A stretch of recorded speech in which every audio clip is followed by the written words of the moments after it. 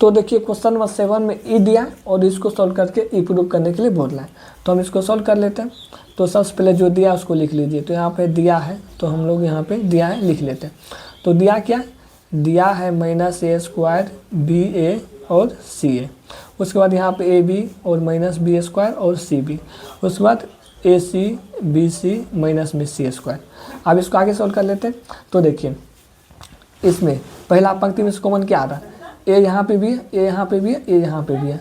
तो ए कॉमन आ रहा है तो ए कॉमन ले लेते हैं। और दूसरा पंक्ति से क्या बी कॉमन आ रहा है तो बी।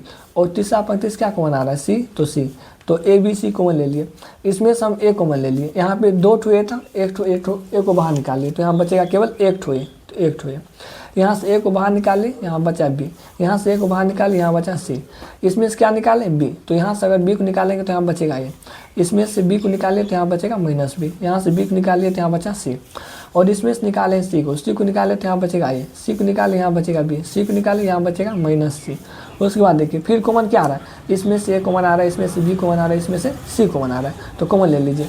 अगर इसमें से ए कॉमन आएगा तो ए इंटू ए, यहाँ पे स्क्वायर हो जाएगा। इसमें से बी कॉमन आएगा तो बी इंटू बी, बी² हो जाएगा। इसमें से सी कॉमन आएगा, सी इंटू सी, यहाँ पे c² हो जाएगा।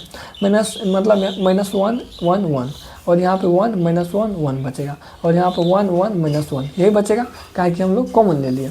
अब इसको सोल्व कर लेते हैं, जैसे सानी सोल्व करते हैं। तो यहाँ पे a² b² और यहाँ पे c²। तो सोल्व कीजिए। सबसे पहले -1 लेंगे। तो -1 लेंगे तो जो लेते हैं उसके सामने वाला कैंसिल, ही कैंसिल। तो -1 1 1 -1 बचेगा। उसके बाद ई प्लस का चिन्ह, ई माइनस का चिन्ह, ई प्लस का चिन्ह। तो यहाँ -1 लेना होगा तो -1। उसके बाद ई कैंसिल और ई कैंसिल, यहाँ बचेगा 1 1 1 -1। उसके बाद प्लस, यहाँ पे 1 लेना होगा तो 1, ई कैंसिल।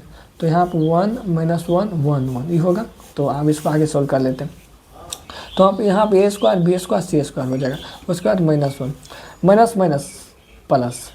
फिर देखिए 1 × 1 माइनस, बीच में माइनस का चिन्ह देना पड़ता तो -1 होगा।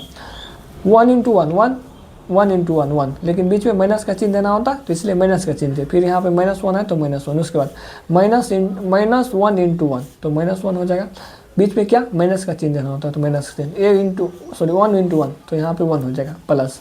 यहाँ पे 1 लिखा तो 1 × 1 1, बीच में क्या माइनस का चिन्ह देना होता है। फिर 1 × -1 तो यहाँ पे -1 हो जाएगा। अब इसको आगे सोल्व कर लेते हैं। तो मतलब यहाँ पे हो जाएगा a² b² c² ये हो जाएगा। उसके बाद -1 1 में से 1 माइनस, यहाँ पे 0। फिर -1 -1 कितना -2 प्लस 1 1 माइनस प्लस 1, यहाँ पे +1। अब इसको आगे सॉल्व कर लेते हैं।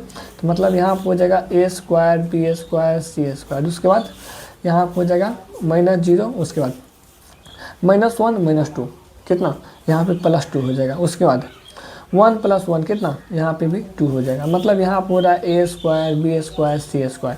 2 + 2 कितना 4। अगर गुना करेंगे तो 4 a² b² c²। यही प्रूव करने के लिए बोल रहा था। तो RHS प्रूव।